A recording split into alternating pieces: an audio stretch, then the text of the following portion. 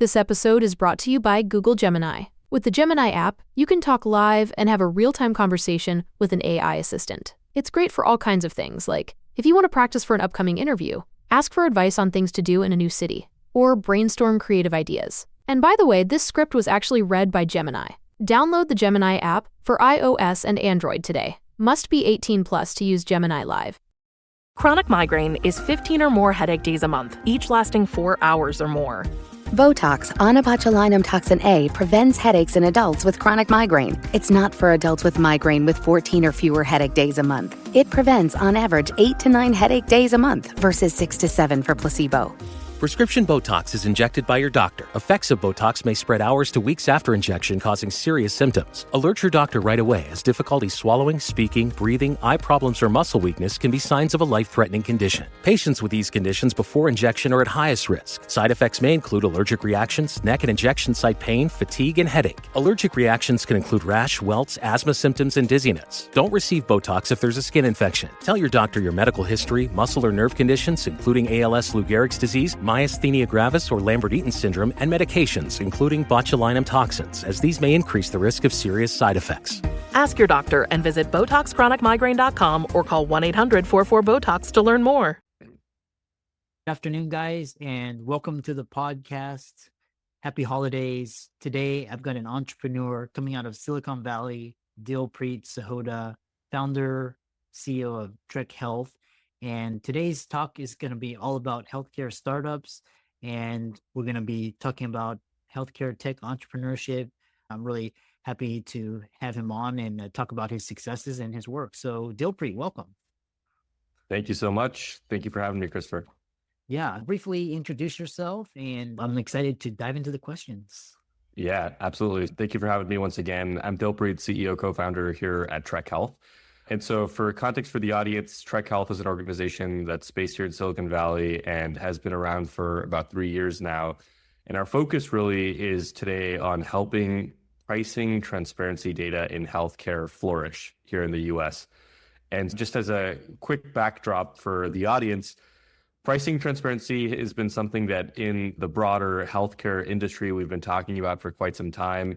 Everyone in pop culture and news is talking about how healthcare is getting extremely expensive, outpacing GDP, and it's tough for patients and providers to be able to survive in how costs are rising across the board.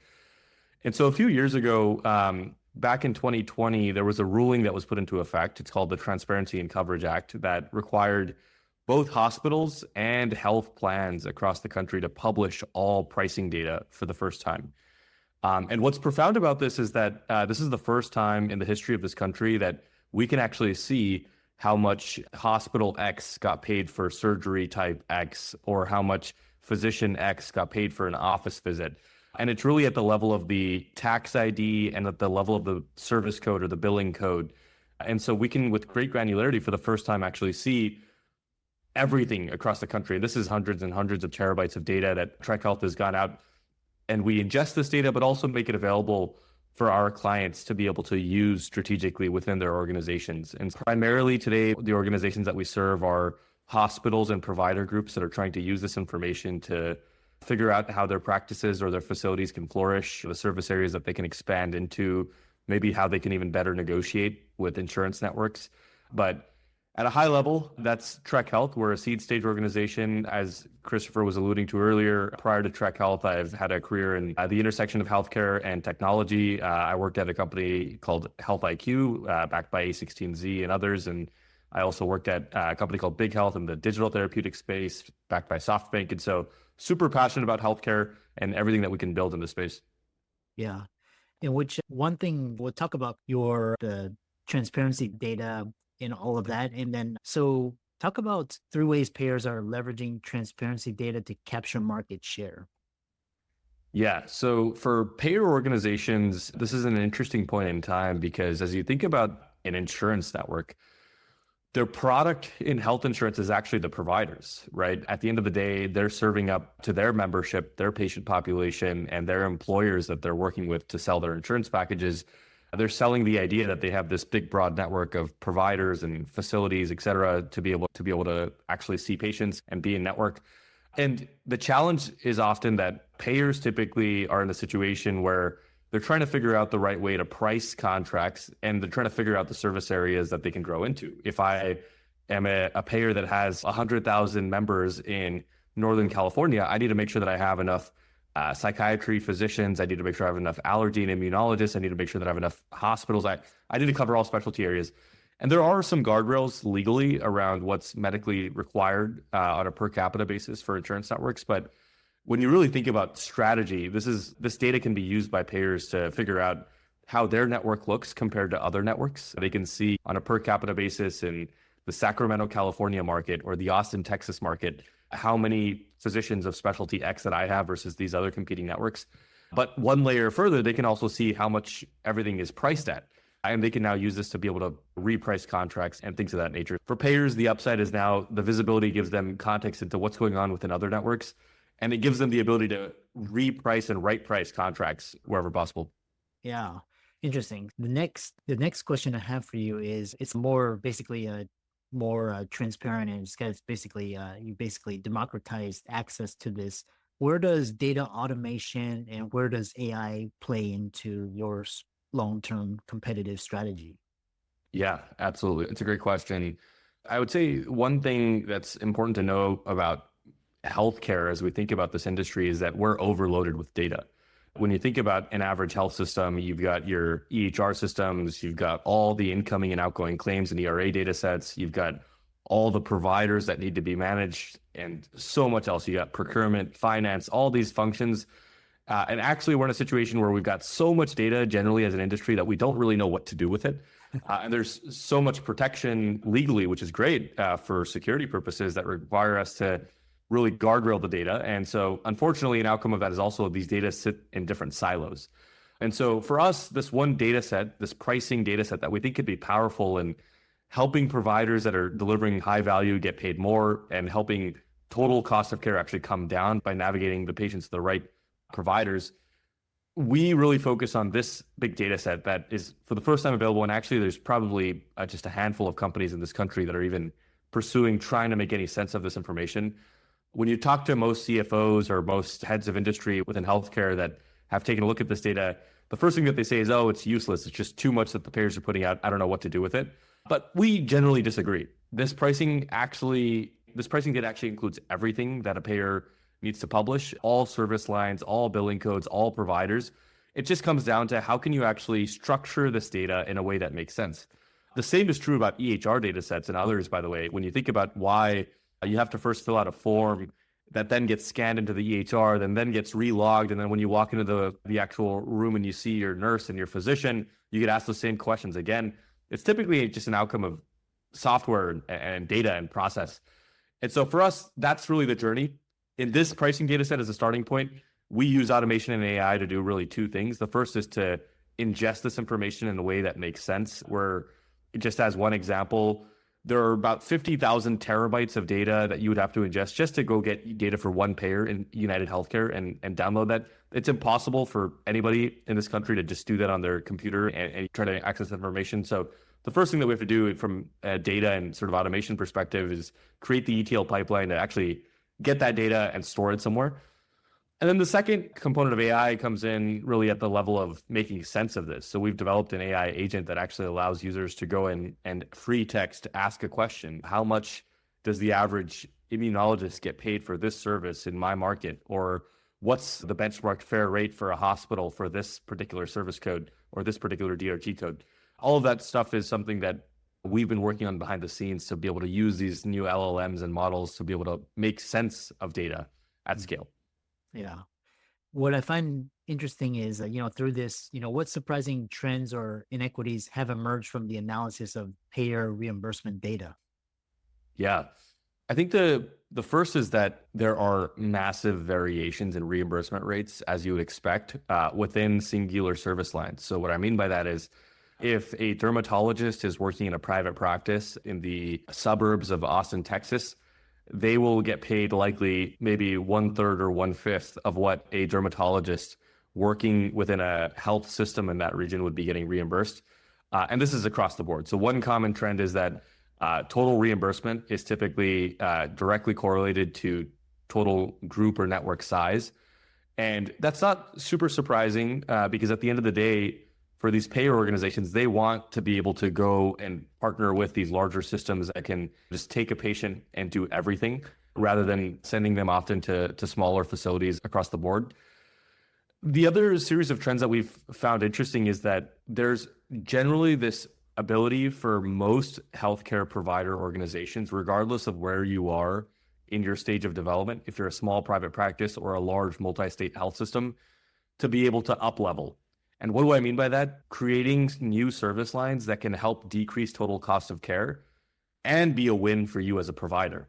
So one real-time example of that is ambulatory surgery centers. We have many ASCs that we work with across the country that are taking these high-cost surgeries that might be happening within a hospital setting and being built as DRG codes and making those available in the outpatient setting on the outskirts of a health system and bringing down these total surgery costs by 3 or 4 or 5x. And ASCs are robust businesses that are doing well. Another great example is inpatient behavioral health. We often find that there's a lot of readmission for people that are dealing with chronic behavioral health conditions, and those one-off emergency visits to the ER or events that lead to hospitalization or other recurring events can be very costly over time. And so there's a real need for this to be able to be stood up. We need more inpatient behavioral health across the country. And so behavioral health groups that are maybe today just doing outpatient services, but can now use this data and identify those revenue codes, those other institutional codes that they'd be able to bill if they were to go inpatient and really add more service lines to their existing practice, can sometimes be consequential in being able to help them get paid 3, 4, 5x what they're getting paid today. And so I think long-term, this will be the trend. It's not that healthcare costs will grow. It's that high-value healthcare providers will get paid more. If you're able to identify a chunk of healthcare costs that you can bring down by delivering better, more focused care, I think that's where healthcare is headed. Yeah. It's going to be really interesting because just like you said, healthcare is becoming unsustainable and it's very inefficient too. So a follow-up question I have for you is because as with all startups, you always have to look at what's coming at you. And so what risks on the regulatory front as well as the political front? Because obviously if you're a serious threat to the big players, they will come after you and try to shut you down, which is anti-capitalism. But what are your thoughts? Yeah, absolutely. So for us as an organization, I will say that we exist because at the end of the day, this transparency data is now available. And that data was made available as an after effect of an executive order that was put into effect in 2020. And so now as I think about the next few years, the new CMS leadership and the new HHS leadership across the board are actually, in the context of transparency, making big pushes. And so we're actually excited about the future of transparency in healthcare in this country. And I think that we're going to see more and more information getting forced to go public because at the end of the day, patients are having a hard time. The average American family today is spending $25,000 per year in their health insurance premium, while almost everyone has no idea what the word coinsurance or deductible or these things even mean. And so people are paying a lot and it's getting increasingly expensive without really even understanding what the system even does and how it all works for them. And so I think as an effect, transparency data will continue to flourish because this is one way they say sunlight is the greatest disinfectant. Bringing light and transparency to this will help entrepreneurs create efficiency and really identify those areas where great businesses can be built while actually helping the market get more efficient. And another point that I would call out is there's actually a current law that's sitting with Senate and has been passed through the House that would require PBMs, pharmacy benefit managers, for the first time to also publish all drug pricing information, which is another massive step that I think will be consequential for this country if it goes into effect. And I'm actually optimistic that it will. So in the next few years here, we'll also be able to start to democratize how people get their drugs and prescriptions, because that's another massive line item in a consumer's budget. Yeah, really interesting. I know we have around 3-4 minutes remaining. And one thing is talking about is these tech trends, and what are the top 3 healthcare tech trends and why do they matter? Yeah, I think the first is artificial intelligence. This is a moment at the scale of advent of the internet that we are living through today. And it's actually still the early days. It might feel like these companies are raising tens of billions of dollars and all this stuff is happening and ChatGPT has hundreds of millions of users. But actually, this is still, in my mind, day one of this new form of compute that has been created and this new form of interacting with computers that has been created. And so for healthcare organizations, what that means specifically is that we have to really be able to now develop the enterprise AI strategy for the health systems and the payers that works and actually is going to be able to take into account security and safety at its core. We've seen all of these events in 2024. Change Healthcare, the largest healthcare clearinghouse that helps process claims in this country, was down for many months because of massive data security breach. And so the current systems are not stable as they are today. But now we have this amazing new feature set that we can actually go and implement to be able to drive tons of efficiency, make provider workflows easier, make patient workflows better. And so for us to be able to do that, there's a lot of sort of work that needs to get done in the trenches to be able to make that happen. The second piece that I would call out is that I think consumers are really upset across the board in healthcare. And when we think about what's going on within the world, the CEO of United Healthcare was just shot down, unfortunately. And there's a lot of unrest that's going on. And I think that's because people do feel that there's genuinely healthcare isn't serving them for whatever reason. And everybody has their own anecdote or story of that, a denied claim, maybe some form of malpractice, something that affected them personally. And I think it's on us as an industry to go out and actually work on that. Violence should definitely not be the path that we take. And I don't support that whatsoever. But from this, I think what we can learn is people are unhappy. And the way to respond is to be able to actually help drive better consumer experience. And I think this actually ties back to AI. For technology to be able to insert itself, and people don't know what their benefits even entail. People don't know what they should be actually getting. When somebody needs to get screened for something, they have no idea that's even the case. There's no information that's safe and procured from a healthcare provider that gets to a patient on an ongoing basis outside of the clinic. And I think that's where AI can bridge the gap. And finally, I think what we're going to see in the long run is disaggregation of healthcare. I think the average healthcare provider group will get smaller rather than larger as we go into the future, which is a trend that I'm actually very excited about.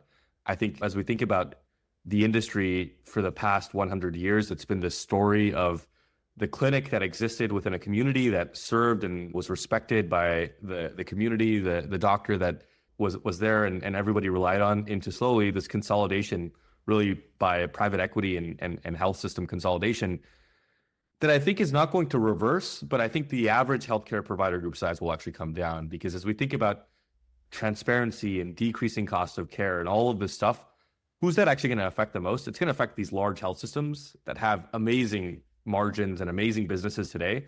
And it's going to help those new entrepreneurs that can actually create more efficient healthcare models that serve the patients and are high quality.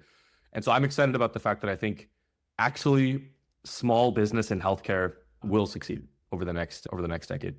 Yeah. Yeah. I wrote an article on Kevin MD talking about the parasitic, just the hospital CEOs and the insurance, and benefiting the drug companies, the medical device, the FDA, the politicians, but it leaving doctors and providers and patients just basically a parasite. But really interesting work, and great. I really enjoyed keep up the great work. And we need more tech innovation. We need people that disrupt. We need more Uber, Coinbase, all these things just upgrade the system and give the system a shock. So thanks so much. Keep up the great work. And how can people find you and reach out to you and find more about Trek Health? Yeah, no, absolutely. Appreciate the invite, Christopher. Yeah, you can learn more about Trek Health by visiting our website. It's trekhealth.io. That's TREK health.io. And on our website, if you're a healthcare organization, you can actually fill out a form, and for free, our team would be happy to walk you through our platform and see if we can actually uncover a use case for you to work with this data. Yeah, awesome. And happy holidays, and thanks so much for coming on. Likewise. Thank you.